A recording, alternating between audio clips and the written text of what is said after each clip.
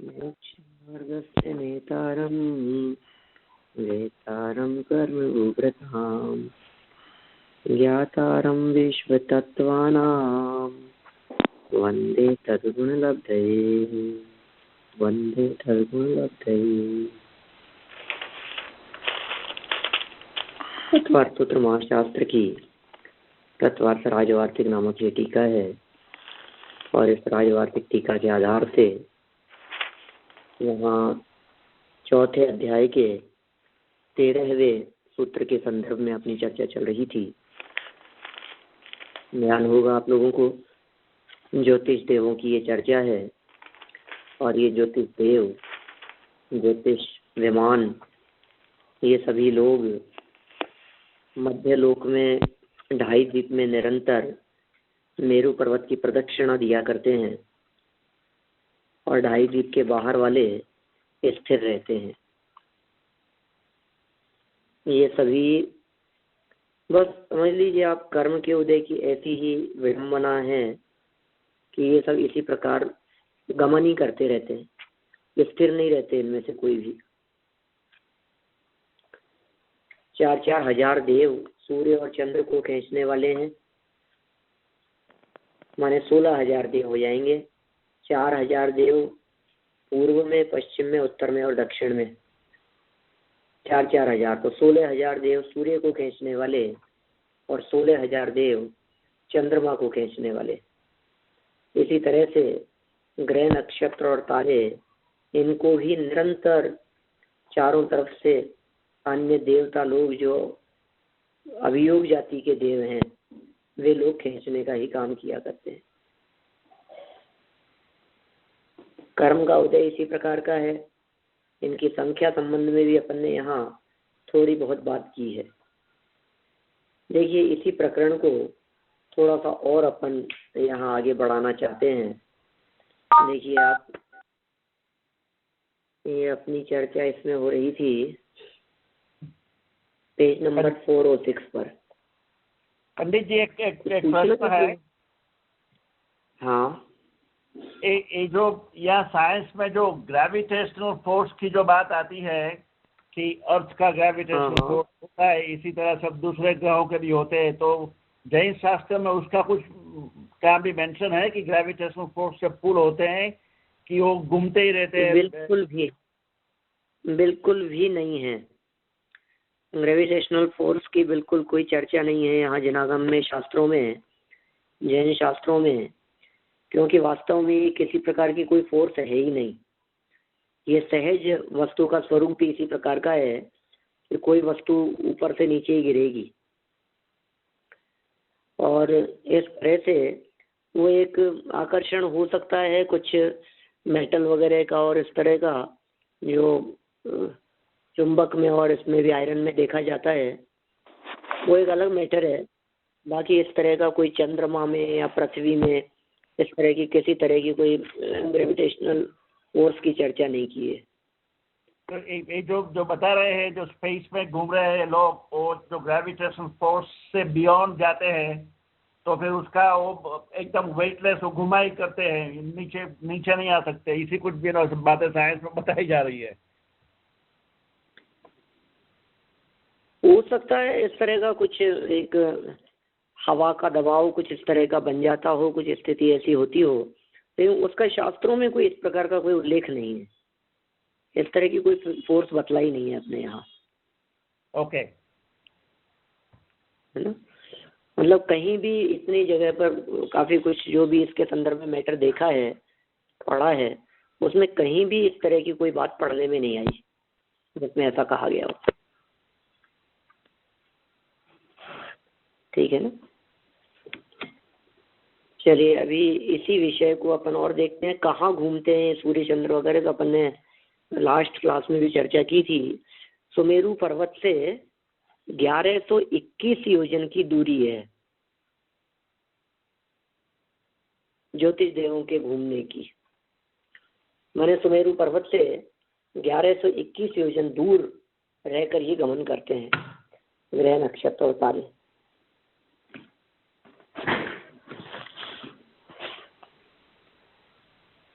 ये last line हो गई इसकी, इस पैराग्राफ की, जहाँ अपनी चर्चा चल रही है। पेज नंबर 406 पर इसके नीचे से देखिए, ये 1100 के आगे 21 और जोड़ लिया क्या आपने? जुड़वाया था मैंने। हाँ जी। 4 नंबर पैराग्राफ की बात कर रहे थे। इन देवों के ऐसे ही कर्म का उदय है जिससे इन्हें विमानों को वहन करके ही अपना कर्म फल भोगना पड़ता है। ये तो बहुत विचित्र बात इन्होंने यहाँ कही है। इसी प्रकार इनको अपना कर्म का फल भोगना पड़ेगा। अपने आप में एक अलग हटके बात है ये कैसा कर्म का उदय, मतलब देवगति के जीवों की चर्चा करते हुए हमने कभी स्वप्न में भी ऐसा नहीं सोचा होगा कि ऐसा भी हो सकता है, देवगति के जीवों के इस तरह का भी कर्म का उदय हो सकता है कि उनको निरंतर भोगना ही पड़ेगा। तो उनको ब्रेक नहीं मिलती है, कंटिन्यू? बिल्कुल कोई ब्रेक नहीं है, कंटिन्यू इसी तरह का कर्म का उदय है कि भोगना पड़ेगा उनको। पर पंडित जी, हाँ पंडित जी, लेकिन वो जो नए नए देव आते हैं वो भी वहाँ जुड़ जाते हैं ना, कि एक रहते हैं कायम के लिए, हमेशा के लिए। जो नए आए, जिसकी आयु पूरी हो जाएगी, जिसकी आयु पूरी हो जाएगी वो चला जाएगा, और जिसकी आयु शेष होगी वो रह जाएगा। कोई नया जिसके नया देव ने जन्म लिया है। हाँ जी, नए नए देव तो वहाँ होते ही है ना, जन्म लेते ही है ना वहाँ। हाँ जन्म लेते हैं ना, तो जिनकी आयु पूरी हो जाती है उनका स्थान बदल जाता है, उनकी जगह पर वो आ जाते हैं। क्या फर्क पड़ गया उसमें? ये तो अपनी ऑफिस व्यवस्था जैसे है, किसी का रिटायरमेंट हो जाता है, कहीं नई भर्ती हो जाती है, इस तरह से चलता रहता है।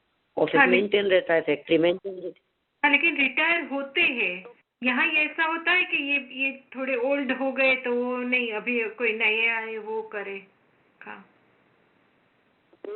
वहाँ रिटायर का मतलब आयु पूरी हो जाना।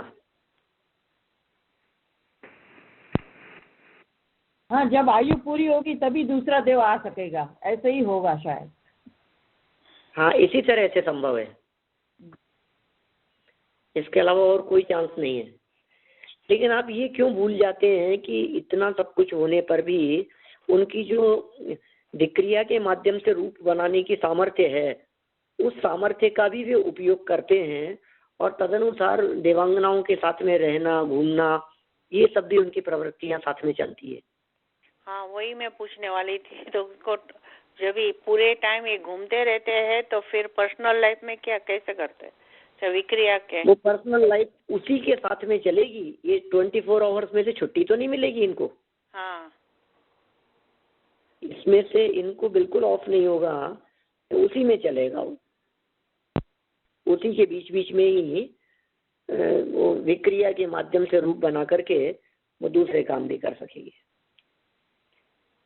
वो एक शरीर के ज्यादा शरीर भी धारण कर सकते हैं ना विक्रिया। वही विक्रिया से वही बात है, अनेक रूप बना लेते हैं। पंडित जी, फोकस तो करना पड़ता है ना सब जगह, जो भी कार्य करते हैं सब जगह उसका ध्यान रहता है ना, इसीलिए दुख भी है ना, यही उनके दुख का कारण बनता है। उपयोग भी बढ़ता है, दुख का कारण भी बना रहता है। चलिए पेज नंबर 406 पर नीचे लास्ट पैराग्राफ है, यहाँ से देखते हैं अपन, फटाफट पूरा करते हैं इसको। संख्याएं हैं, कुछ खास ऐसी महत्वपूर्ण बात नहीं है। जम्बू द्वीप में 2 सूर्य, 2 चंद्र और 56 नक्षत्र, ये कैसे हो सकता है? 56 कैसे हो सकते हैं? क्यों नहीं हो सकते? एक चंद्र के परिवार में 28 होते हैं, तो 2 चंद्र है ना, तो जम्बू द्वीप में नक्षत्रों की संख्या 56 हो जाएगी। ठीक है, इसी तरह से 88 ग्रह हैं एक चंद्रमा के परिवार में। क्योंकि चंद्रमा 2 हैं इसलिए 176 ग्रहों की संख्या है। देखो आप, जम्बू द्वीप में ग्रह नक्षत्र इतना ही नहीं, 1 कोड़ा कोड़ी लाख, 33 कोड़ा कोड़ी हजार, 9 कोड़ा कोड़ी सैकड़ा, 50 कोड़ा कोड़ी तारागण है। तारों की संख्या बतला दी जम्बू द्वीप में। किसी से पूछो आसमान में कितने तारे हैं, आप बता सकते हैं? नहीं बता सकते, तो अनगिनत। कहते हैं जिनागम में गिनती करके बतलाया है। केवल ज्ञानी परमात्मा के ज्ञान में वो सब झलका है। जम्बू द्वीप के सूर्य चंद्र ग्रह नक्षत्र तो झलके ही हैं, लेकिन तारों की संख्या भी निश्चित तौर पर उनके ज्ञान में झलकती है। तो ये कितना हो गया? 1 कोड़ा कोड़ी लाख, 33 कोड़ा कोड़ी हजार, 9 कोड़ा कोड़ी सैकड़ा, 50 कोड़ा कोड़ी तारागण है।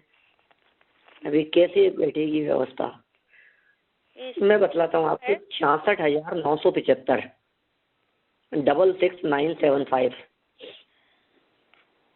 66975 66,975।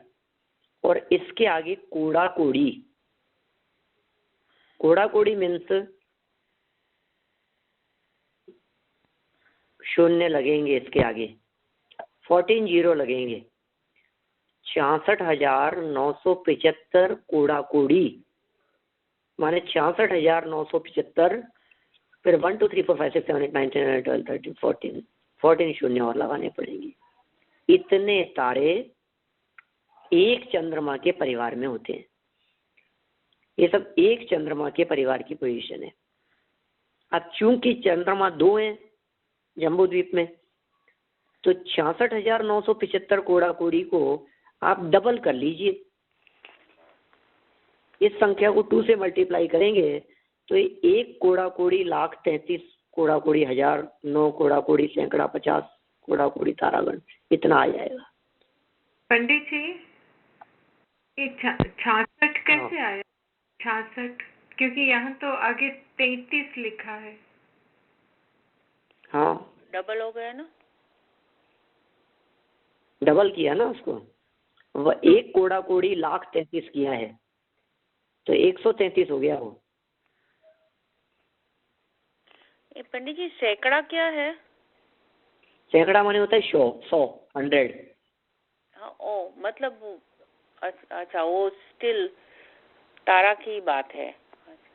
तारों की सैकड़ों का मतलब 100, 100। अच्छा, सैकड़ा मतलब 100। ओके, नहीं अभी समझ में आया। वो पूरे का पूरी लाइन तारा के लिए बात है। अच्छा, हाँ, ये पूरी की पूरी लाइन तारों की संख्या के लिए है। आप तो जो मैंने बतलाया ना, 66975 के आगे 14 शून्य है, और इन सबको आप 2 से मल्टीप्लाई कर लें। यदि आप इन सबको 2 से मल्टीप्लाई करेंगे तो आपके पास में आ जाएगा, आप देख लीजिए कितना होगा, 133 करीब ऐसा कुछ होगा। 133 के आगे क्या लिखा है यहाँ? 133 950 कोड़ा कोड़ी, कितना आएगा? 133 950 कोड़ा कोड़ी, ये हो गई कुल मिलाकर के तारों की संख्या। बराबर। फिर लवण समुद्र में 4 सूर्य हैं और चंद्रमा भी 4 हैं। अब 4 4 हैं तो उससे डबल हो जाएगा जितना जम्बू द्वीप में बतलाया है। तो नक्षत्र कितने होंगे? 112। ग्रह कितने होंगे? 352। और तारे कितने होंगे? कि 2 कोड़ा कोड़ी लाख, 67 कोड़ा कोड़ी हजार, 900 कोड़ा कोड़ी ताराएं। रात की खंड में 12 सूर्य 12 चंद्र हैं। तो वो 12 से मल्टीप्लाई कर लेंगे। मैंने मेरा कहना ये है कि आप यदि एक सूर्य एक चंद्रमा का परिवार यदि आप याद कर लेंगे या अपने उपयोग में रखेंगे तो फिर कुल मिलाकर के वो सब उससे मल्टीप्लाई हो जाएगा जितना भी है। एक चंद्रमा के परिवार में आपने याद किया है एक सूर्य, 28 ग्रह, नहीं 28 नक्षत्र और 88 ग्रह, 88 ग्रह, 28 नक्षत्र और 66,975 कोड़ा कोड़ी तारे।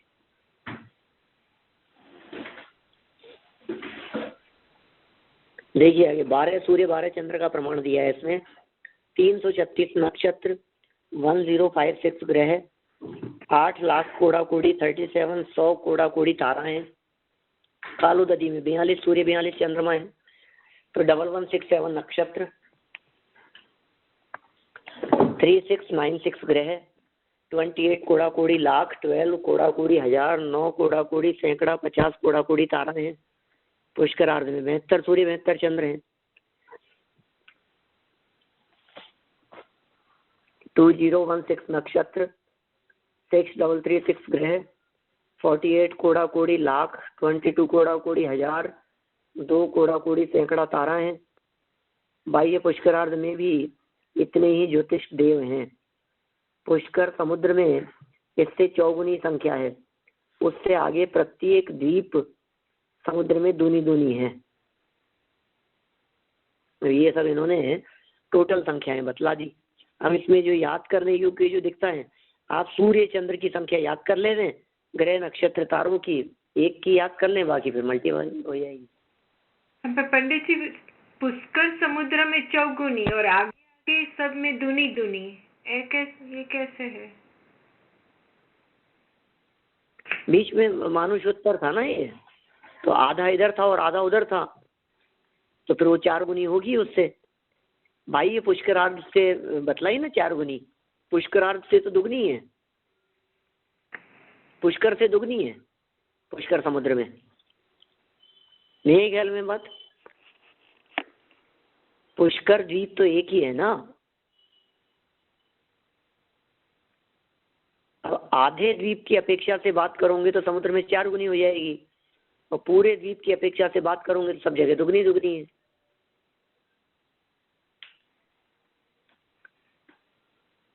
बाह्य पुष्करार्ध में भी इतने ही ज्योतिष देव हैं और पुष्कर समुद्र में इससे 4 गुने।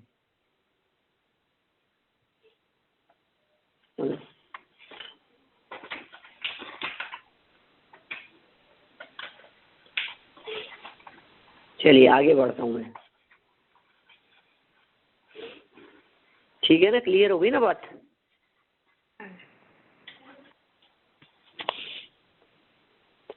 ताराओं का जगन्य अंतर 1/7 का व्युत है, मध्यम 50 का व्युत है और उत्कृष्ट अंतर 1000 योजन है।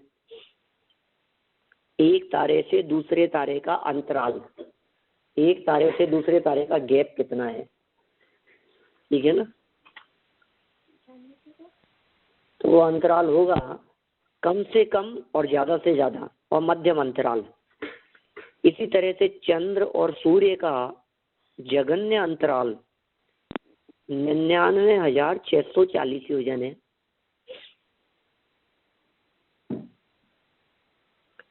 और उत्कृष्ट अंतर 1,06,66 योजन है। कैसे निकलेगी ये संख्या? ये कैसे निकाला इन्होंने चंद्रमा और सूर्य का जगन्य अंतर और उत्कृष्ट अंतर? इस स्वयंभू रमन से लेके मेरू पर्वत तक ने, वो तो असंख्यात योजन है, मेरू से स्वयंभू रमन तक। तो यहाँ तो एक चंद्रमा से दूसरे चंद्रमा के परिवार में कितना अंतर है, एक चंद्रमा से दूसरे चंद्रमा तक, एक सूर्य से दूसरे सूर्य तक। जैसे मान लीजिए जम्बू द्वीप में 2 सूर्य हैं, तो जम्बू द्वीप में जो दोनों सूर्य हैं, इन दोनों सूर्यों का अंतर कितना है, कितनी दूरी है एक सूर्य से दूसरे सूर्य के बीच में? भाई एक भरत क्षेत्र में है हमारे यहाँ, तो दूसरा ऐरावत क्षेत्र में है, इतनी दूरी होगी ना। भरत क्षेत्र से लेकर के ऐरावत क्षेत्र तक की दूरी होगी। अब इन्होंने कहा है आगे 99,640 योजन।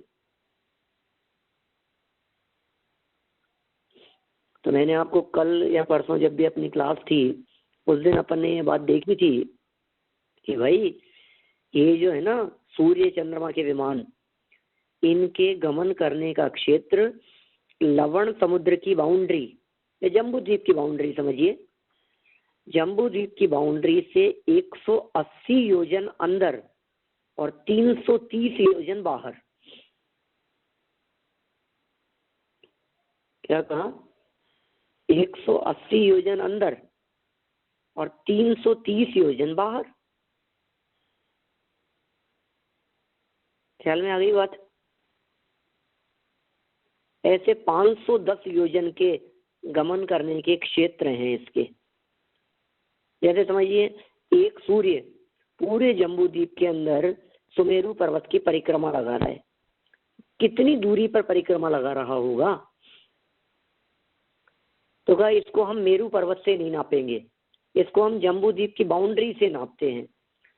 तो जैसे पहली गली की बात करें, पहले रास्ते की बात करें, सुमेरु पर्वत के चारों तरफ पहला रास्ता सूर्य का, ग्रह नक्षत्र तारों की अपेक्षा से बात करेंगे तो मेरू पर्वत से 1121 योजन से चालू हो गई है ज्योतिष देवों की स्थिति। लेकिन यदि हम बात कर रहे हैं सूर्य के संदर्भ में, तो जम्बू द्वीप की बाउंड्री एक कोने से दूसरे कोने तक 1 लाख योजन है। ये तो हम जानते ही हैं। जम्बू द्वीप की बाउंड्री एक कोने से दूसरे कोने तक 1 लाख योजन है, क्योंकि जम्बू द्वीप 1 लाख योजन वाला है। अब ये कह रहे हैं हम कि पहला रास्ता 180 योजन अंदर है। माने जब सूर्य पहले गली में होता है तो 180 योजन अंदर की बाउंड्री बना लीजिए आप, चारों तरफ सर्कल बिल्कुल। जम्बू द्वीप की बाउंड्री के पैरेलल चलता हुआ 180 योजन अंदर एक और सर्कल बन जाएगा। जम्बू द्वीप की बाउंड्री 1 लाख योजन दूरी पर, अब उस जम्बू द्वीप की बाउंड्री से 180 योजन सब तरफ से अंदर आ जाओ और राउंड बना लो, वहां एक गोला हो गया, एक सर्कल बन गया, जो भी कहें आप। अब उस सर्कल में एक तरफ है एक सूर्य और दूसरी तरफ है दूसरा सूर्य। अब मुझे बतलाओ कितना अंतराल होगा एक सूर्य से दूसरे सूर्य के बीच में?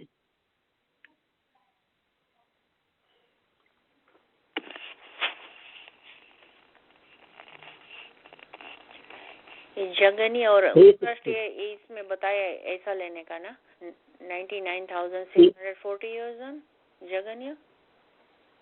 हाँ, लेकिन अब अंतराल ये जो हुआ है ये क्यों हुआ? क्योंकि 180 योजन इधर से बाउंड्री से अंदर है, 180 योजन उधर बाउंड्री से अंदर था, माने 360 योजन कम हो गया 1 लाख में से। ये तो पूरा सर्कल में आएगा ना। जम्बू द्वीप जो है वो तो पूरा सर्कल है। हाँ, तो 1 लाख योजन का अंतराल है सर्कल में। लेकिन उसमें सूर्य कौन सी जगह पर घूमते हैं? सूर्य तो ऐरावत में है ना, एक भरत में है। तो भाई भरत में कितनी दूरी पर है? भरत क्षेत्र तो बहुत बड़ा है, 526 योजन का है। उसमें सूर्य कितनी दूरी पर होगा, कौन सी जगह पर होगा? उसके एग्जैक्ट लोकेशन बतलाइए यहाँ कि जम्बू द्वीप की बाउंड्री से अंदर आए तो 180 योजन अंदर। तो हम जैसे अभी जम्बू द्वीप का नक्शा देख रहे हैं, हमारे दिमाग में जम्बू द्वीप का नक्शा बना हुआ है। उस जम्बू द्वीप के नक्शे में भरत क्षेत्र के नीचे जम्बू द्वीप की बाउंड्री दिख रही है। अभी यदि आपको सूर्य और चंद्रमा और जम्बू द्वीप के नक्शे में बनाना है एक सूर्य दिखाना है, ऐसे गोला बनाना है आपको, एक सूर्य यहाँ है और दूसरा सूर्य यहाँ है, तो कितना अंदर करेंगे, कौन सी जगह पर करेंगे पूरे भारत क्षेत्र में? 526 योजन का जो भारत क्षेत्र है, उस 526 योजन के भारत क्षेत्र में जम्बूद्वीप की लास्ट बाउंड्री से 180 योजन अंदर आए और फिर एक गोला बना दें। तो ये यहाँ एक सूर्य है, इस समय में दूसरा सूर्य कहाँ? जो पूरा 1 लाख योजन है उसके भरत क्षेत्र हमने 526 किए और 180 उसमें अंदर आना हुआ, तो उसको माइनस करेंगे, तो 526 में से 180 माइनस करेंगे, और अगर पूरा करना है तो 1 लाख में से 360 माइनस करेंगे। इस तरह का गणित होगा। देखिए बहुत सरल है, मैं वापस बोलता हूँ, आप बहुत ध्यान से सुनिएगा। मुझे ये देखना है इस समय कि सूर्य कहाँ कहाँ पर मौजूद हैं। मैं बात कर रहा हूँ उस दिन की जिस दिन सूर्य पहली गली में है। दूसरे दिन उसका डिस्टेंस बढ़ जाएगा, दोनों तरफ से सूर्य बाहर निकल जाएंगे। और आपको ध्यान होगा, मैंने सूर्य की गलियों के संदर्भ में आपसे चर्चा की थी 2-4 दिन पहले। आप वापस देखिए सूर्य की गलियां किस तरह से होती है। आप हाथ में प्रकार लीजिए, ये होता है ना ज्योमेट्री बॉक्स में सर्कल बनाने के लिए। आपने जो आधा सर्कल की बात की थी, वो आधा सर्कल की बात यानी वो कंटिन्यूटी में जो उगना और फिर उसका सूर्योदय होना, और हाँ एनीवे वो तो शायद ज्यादा पुरानी बात है। हाँ अभी मुझे ये कहना है कि दोनों सूर्यों का अंतराल बतलाया है इसमें, तो कितनी दूरी पर घूम रहे हैं वो, और वो परमानेंट है ये अंतराल। माने कोई जैसे समझ लीजिए, क्या बतलाऊं मैं आपको, चूड़ी रखी है आप, तो चूड़ी के अलग अलग साइज होते हैं ना। हाँ। जैसे 2.25 नंबर की चूड़ी है, उसके बाद में हमने एक और चूड़ी रखी 2 नंबर की, जो भी नंबर होते होंगे, फिर 2.25 नंबर, 2.5 नंबर, तो ऐसे हमने बहुत सारी चूड़ियां रख दी, एक के अंदर एक या एक के बाहर एक। कितनी रखनी है? 184, क्योंकि 184 रास्ते हैं सूर्य के। ये जितनी चूड़ियां बतला रहा हूँ, ये चूड़ियां सब सूर्य के रास्ते हैं। अभी क्या समझना आपको, ये सब सूर्य के रास्ते हैं। हाँ। पहला रास्ता पहली चूड़ी, उसके बाहर वाली दूसरी चूड़ी दूसरा रास्ता, उसके बाहर वाली तीसरी चूड़ी तीसरा रास्ता, उसके बाहर वाली चौथी चूड़ी चौथा रास्ता, उसके बाहर वाली 5वीं चूड़ी 5वां रास्ता। तो इस तरह से रास्ते बढ़ते चले जाते हैं। जब सूर्य पहली चूड़ी पर है तब आमने सामने है, दूसरी चूड़ी पर होगा तब भी आमने सामने रहेगा, और ये पूरी चूड़ी को कवर करते हैं दोनों सूर्य मिलकर के 24 घंटे में। 24 घंटे में एक चूड़ी को कवर कर लिया घूमते हुए, फिर 24 घंटे वहां से बाहर निकले, दोनों सूर्य दोनों साइड से बाहर निकल गए दूसरी चूड़ी पर दूसरे दिन। इसलिए दिन भी घटते बढ़ते रहते हैं। जिस समय दिन बढ़ रहे होते हैं उस समय प्रतिदिन कुछ सेकंडों की वृद्धि होती चली जाती है, और वो बढ़ते बढ़ते बढ़ते बढ़ते एक दिन ऐसा आता है 6 महीने तक बढ़ने का काल चलता रहता है। फिर वापस घटना चालू होता है तो 6 महीने तक घटता चला जाता है काल, सूर्योदय और सूर्यास्त का काल। ऐसा होता है ना, ये तो अपन प्रैक्टिकल अनुभव करते हैं। जैसे अभी हमारे यहाँ सूर्यास्त होता है 5:36 पर, थोड़े समय बाद में हो जाएगा 5:34 पर, 5:30 बजे 5:25 पे सूर्यास्त होने लग गया। फिर समय ऐसा आएगा कि अब 5:25 से बढ़ करके फिर बढ़ना चालू होगा। 5:30, 5:45, 6, 6:15, 6:30, 6:45, 7, 7:15, 7:30 तक दिन रहने लग गया। इतना सूर्य बढ़ने लग गया। ये कैसे बढ़ रहा है ये, और कैसे कम हो रहा है? इट डिपेंड्स वो सूर्य कौन सी गली में है। ठीक है ना? हाँ पंडित जी, आपने एक ऐसा किया कि वो दूसरे दिन दूसरी गली में है, माने कि बड़ी एक छोटी इससे बड़ी चूड़ी, तो वहाँ उसको तेजी से जाना पड़ेगा ना, क्योंकि 24 घंटा ही है उसके पास, तो वो बिल्कुल सही उसके कह रहे हैं। स्टेप करनी पड़ेगी ना। सही बात है, बिल्कुल सही कह रहे हैं आप। इसलिए जैसे जैसे सूर्य दूर होता चला जाता है तो उसे कहते हैं दक्षिणायन। जब सूर्य नजदीक आता है तो उसे कहते हैं उत्तरायण। जब बाहर बड़े सर्किल में जाता है तो सूर्य की गति बढ़ जाती है। गति बढ़ने के कारण यहाँ ठंड बढ़ जाती है, क्योंकि गति बढ़ने के कारण उसकी उष्णता कम हो गई। हमारे यहाँ सर्दियों का समय हो गया। ठीक है ना? हाँ, तो हमारे यहाँ अभी स्नो, तो वो बहुत ही तेजी से चलता होगा ना, ठंडी बहुत ही है यहाँ तो। सही बात है, तो बहुत तेज चलता है। ठंड का समय है, दक्षिणायन का समय है, ऐसा ही है। फिर थोड़े समय बाद में जब उत्तरायण होगा, उसकी सर्किल छोटा होगा, उसकी स्पीड धीरे होगी, प्लस नजदीक आता चला जाएगा, तो हमारे सीधे नजदीक आएगा और चाल भी कम है, उसकी उष्णता ज़्यादा होगी, गर्मी ज़्यादा होगी, और टाइम डिफरेंस भी उसी के आधार पर होगा। अब मुझे इसमें ये सब नहीं बतलाना, मैं तो 99,640 के अंदर अटक गए अपन लोग। मुझे तो ये बतलाना है कि जिस समय वो पहली गली में होता है उस समय उसकी पोजीशन जम्बू द्वीप के अकॉर्डिंग 180 योजन अंदर होती है बाउंड्री से। ये सारे रूट ऊपर बने हुए हैं। अभी आप जम्बू द्वीप का नक्शा बनाएं, और जम्बू द्वीप का जो नक्शा है उस नक्शे के ऊपर हवा में सर्किल बनाएं, इस तरह की चूड़ियां 800 योजन ऊपर जाकर। आप अपने माइंड में तो बना ही सकते हैं, उपयोग में तो बन ही सकता है।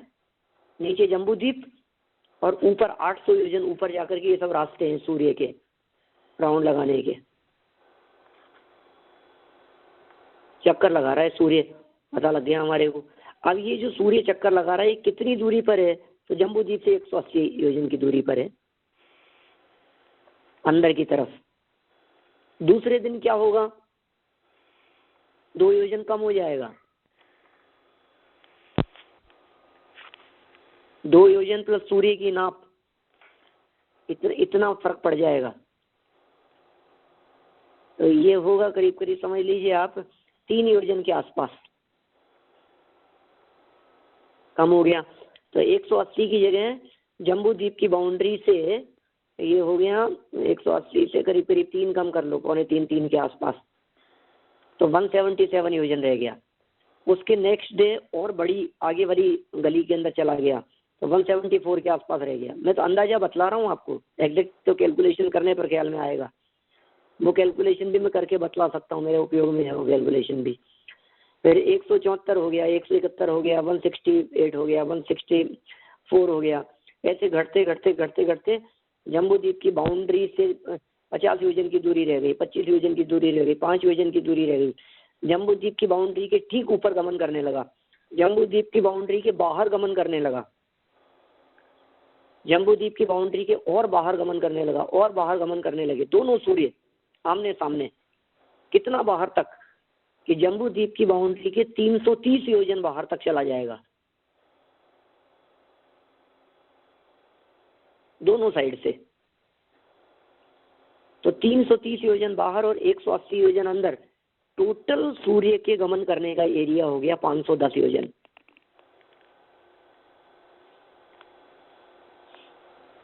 जब पहली गली में होता है तो जगन ने एक सूर्य से दूसरे सूर्य की दूरी 99,640 होगी। और जब लास्ट वाली गली में होता है लवण समुद्र की तरफ, तो उस समय उत्कृष्ट दूरी होगी उनकी 1,00,000 योजन से ज़्यादा। कितना ज़्यादा कि 666 योजन, 660 योजन होना चाहिए वैसे मेरे हिसाब से, क्योंकि 330 योजन है ना बाहर,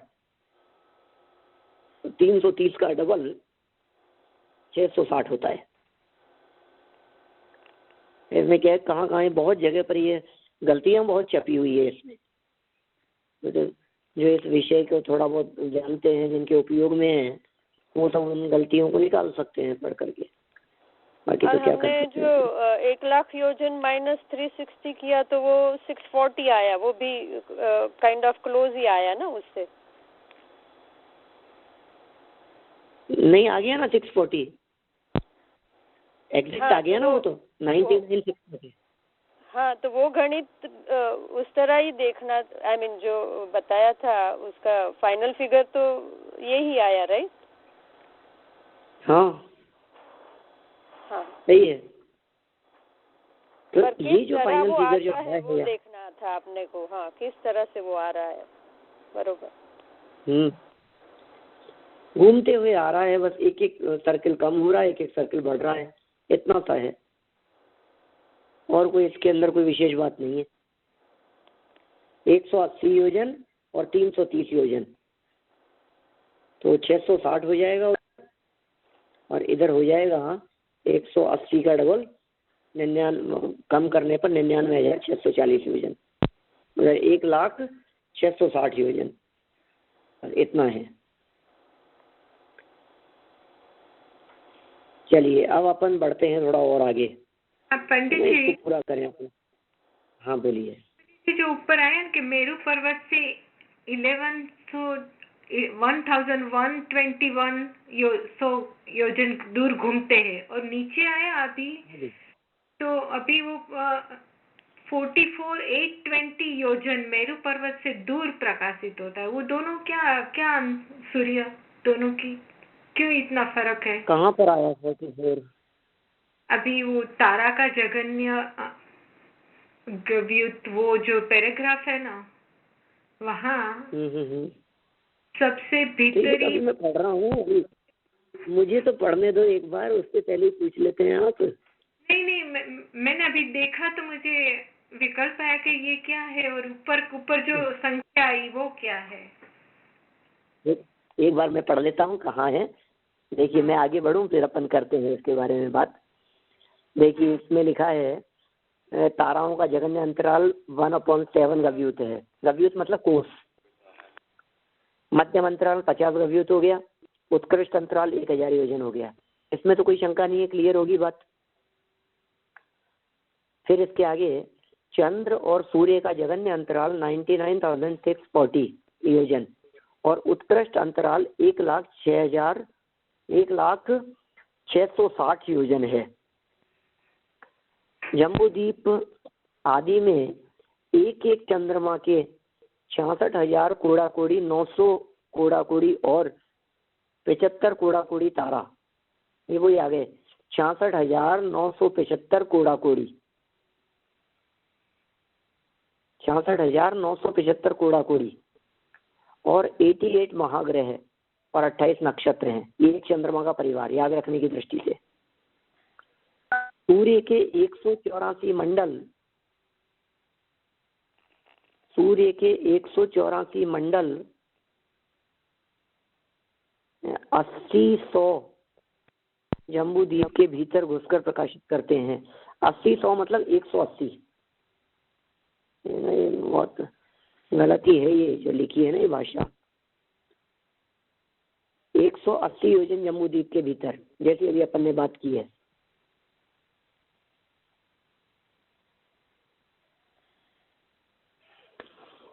और इनमें 65 अभ्यंतर मंडल हैं, 65 मंडल अंदर की तरफ हैं, तथा लवणोदधि के भीतर 3300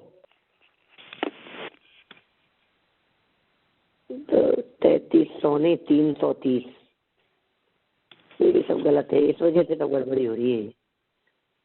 33 की जगह 3300 की जगह उन्होंने फिर वो 6600 कर दिया, ऐसा कुछ। 666 कर दिया। ये नाप आनी चाहिए यहाँ 330। 180 ऊपर हो गया, ये 330 योजन घुसकर प्रकाशित करते हैं। बाह्य मंडल कितने हैं? 119। मैंने 184 बतलाए थे ना अभी आपको राउंड। सूर्य के टोटल 184 राउंड है। इतनी चूड़ियां बनाई थी, बताई थी मैंने 184। उनमें से जम्बू द्वीप के अंदर जो राउंड है, जम्बू द्वीप के अंदर जो सर्कल बनेंगे, जम्बू द्वीप के अंदर वाली जो चूड़ियां हैं, जम्बू द्वीप की बाउंड्री से अंदर वाली जो चूड़ियां हैं वो 65 है, और जो बाहर की तरफ है वो 119 है। एक एक मंडल का अंतर 2-2 योजन है, तो 2 सही 48/61 योजन उदयांतर है। सबसे भीतरी मंडल में सूर्य 44,820 योजन मेरू पर्वत से दूर सूर्य प्रकाशित करता है। हाँ, ये लाइन के बारे में पूछ रहे थे आप। हाँ जी। बोलिए, इसमें क्या शंका है? अब निकाल लीजिए, क्यों नहीं आ जाएगी बात। सुमेरु पर्वत जो था वो था कितना योजन? 10,000 योजन का सुमेरु पर्वत का विस्तार था। ठीक है। अब उसमें से आधा इधर है और आधा उधर है। हमने बतलाया है यहाँ 66,940, 99,640, 99,640 योजन का अंतराल रहता है दो सूर्य के बीच में। दो सूर्य के बीच का अंतराल कितना है?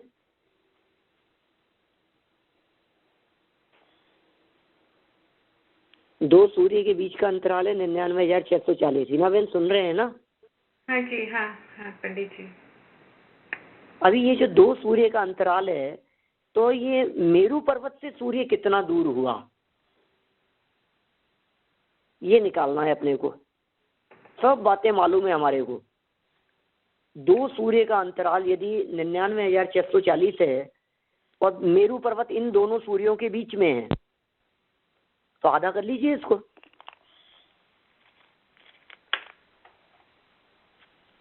आ गया? आधा करने पर नहीं आया। क्यों नहीं आया आधा करने पर? इसलिए नहीं आया कि इसमें बीच में 10,000 योजन वाला वो है सुमेरु पर्वत। तो 10,000 योजन वाला सुमेरु पर्वत को माइनस करो, क्योंकि सुमेरु पर्वत की मोटाई भी तो है, खुद की भी तो उसके बीच में शामिल। तो 99,640 योजन दोनों सूर्यों का अंतराल था, उसमें से बीच में सुमेरु पर्वत 10,000 योजन का था। तो इसका मतलब वो आ जाएगा, बैठ जाएगा 89,640 योजन। अब इसमें से आधी दूरी दक्षिण दिशा की तरफ सूर्य की है और आधी दूरी पर उत्तर दिशा की तरफ सूर्य है। तो ये टोटल कैलकुलेशन आ जाएगी, सूर्य की दूरी सुमेरु पर्वत से 44,820 योजन। उस जगह से सूर्य प्रकाशित कर रहा है।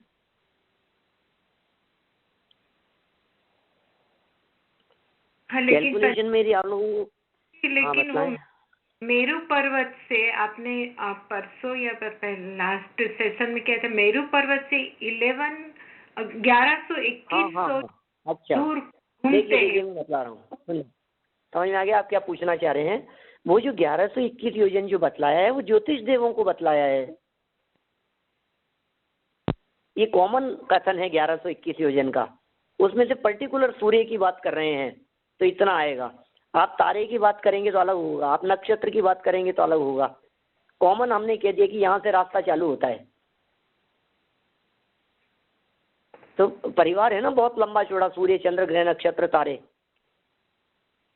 तो उनमें जो भी मिनिमम से मिनिमम दूरी पर है, समझिए आप, जो भी तारा होगा समझिए, तो मिनिमम 11 से 21 योजन की दूरी पर होगा, उससे भीतर नहीं हो सकता।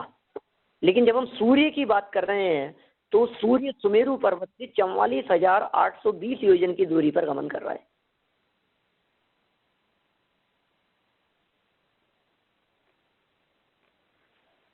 आई बात ख्याल में? हाँ हाँ। अभी जब चंद्रमा की बात करेंगे तो 44,820 नहीं होगा। आप ग्रहों की बात करेंगे तो वो 44,820 नहीं होगा, वो 1121 भी नहीं होगा। उनकी भी सबकी अलग अलग योजन, अलग अलग दूरी सब बतलाई है शास्त्रों में, है ना। चलिए खैर, आगे आप लोगों का और सेशन होगा।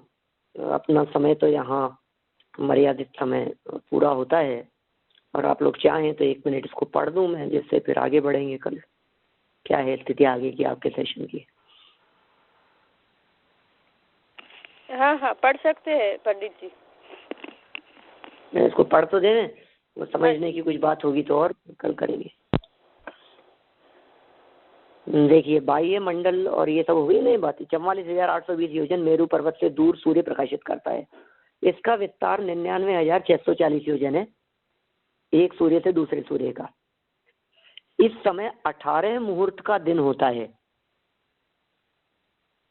ये मिनिमम की बात हुई है, 18 मुहूर्त का दिन होता है। एक मुहूर्त का गति क्षेत्र 5251 सहित इतने बटा इतना योजन है। सर्व बाह्य मंडल में सूर्य 45,330 योजन मेरू पर्वत से दूर रहकर प्रकाशित करता है। ये बाह्य मंडल की बात कही है। बिल्कुल अंदर ही अंदर यदि होता है तो 44,820, सबसे बाहर में है तो 45,330, मतलब वो डबल हो जाएगा, मतलब वो ज्यादा हो जाएगा, उसमें बढ़ जाएगा, वो रहकर प्रकाशित करता है। 510 योजन बढ़ गया होगा, देख लो आप कितना बड़ा है, कितना बढ़ेगा। 180 510 बढ़ गया ना, 510 योजन बढ़ा है। इसका विस्तार 1,06,60 योजन है। ये ऊपर वाला सुधार लीजिएगा आप, 1,06,66 था, वो 1,06,60 करना है। इस समय दिन मान 12 मुहूर्त का है। अंतिम गली में होता है तो दिन सिर्फ 12 मुहूर्त का होता है। पहली गली में होता है तब दिन 18 मुहूर्त का होता है। एक मुहूर्त 48 मिनट का, और 5,305 योजन मुहूर्त गति क्षेत्र है। उस समय 31,831 योजन में सूर्य दिखाई देता है। इस तरह से ये पूरा बिल्कुल, एक्चुअल में इन सब बातों को पढ़ने से इतनी बात ख्याल में आ रही है कि उनका लिखने वालों का ज्ञान बहुत ज़्यादा निर्मल था। हम ये जो कैलकुलेशन करते हैं कैलकुलेटर हाथ में लेकर के, और हमारे को कैलकुलेशन समझ में नहीं आती है, वो उन्होंने किस तरह से अपने अंतरंग में उस कैलकुलेशन को कैलकुलेट करके यहाँ हमारे सामने प्रस्तुत कर दिया है, जो हमारे गणित के हिसाब से बिल्कुल एक्यूरेट बैठती है। तो उनका कैलकुलेशन, उनकी गणित, उनकी चाल, उनकी समझ, उनका दिव्य ज्ञान, सामर्थ्य, वो सब कुछ अद्भुत था बिल्कुल, जिसमें हमारे को हृदय में महिमा आश्चर्य हुए बिना नहीं रहता। तो हम इन सब बातों के संदर्भ में गहराई से विचार करें, चिंतन करें और श्रद्धा रखें इसके ऊपर, क्योंकि श्रद्धा ही एकमात्र सम्यक्त्व का हेतु है, ऐसा आचार्य कुंद का कहना है। जितना हो श्रद्धेय मानव सम्मतम, श्रद्धा ही सम्यक्त्व है, इस भांति सभी जनवर कहें। इस तरह से सभी श्रद्धा पूर्वक आज्ञा सम्यक्त्व अंगीकार करें, आज्ञा सम्यक्त्व अपनाएं, आज्ञा सम्यक्त्व को प्राप्त हो। इसी भावना से बात को विराम देता हूँ। जनवाणी स्तुति। या वाणी के ज्ञान ते सूझे लोकालोक, ओ वाणी मस्तक नमो सदा देत हूँ रोक, सदा देत हूँ।